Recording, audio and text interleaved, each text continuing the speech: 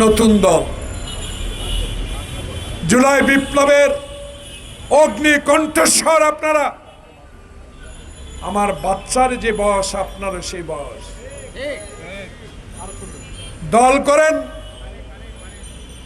প্রতীক নেন, রেজিস্ট্রেশন হোক, নির্বাচনের লড়াই রমজানের আগে হবে। তার আগে কেমনে বলেন 200 সিট আপনি পাবেন? কিসের ইঙ্গিত? 300 সিট পাবেন, কিসের ইঙ্গিত দিচ্ছেন? আগে তো বলেছে আমার বাচ্চার সমান আপনার বয়স, আর আপনার জন্মের পাগ থেকে রাজনীতির সাথে আমাদের সম্পর্ক। 62-র আন্দোলন দেখেছি, 69-এর আন্দোলন দেখেছি, 62-র শিক্ষা আন্দোলন দেখেছি, 71-এর যুদ্ধ দেখেছি, এরশাদ বিরোধী আন্দোলন দেখেছি, হাসিনা বিরোধী আন্দোলন দেখেছি।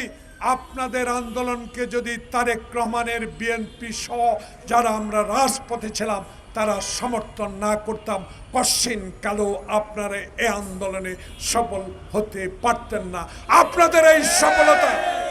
আপনাদের এই সফলতাকে আমরা অস্বীকার করি না, কিন্তু কথাবার্তাগুলো যেন সুন্দর হয়। কারণ আমাদের দল বলেছে আসুন রাজনীতি করেন, ক্ষমতায় বসেন, যদি জনগণ ভোট দেয়। হাসিনার মতো দিনের ভোট রাতে করে মরা ব্যক্তির ভোট দিয়ে 10টা হুন্ডা গুন্ডা দিয়ে নির্বাচন কেন্দ্র দখল করে ক্ষমতা যাওয়ার আশা আর বাংলাদেশে কোনোদিনও করবেন না।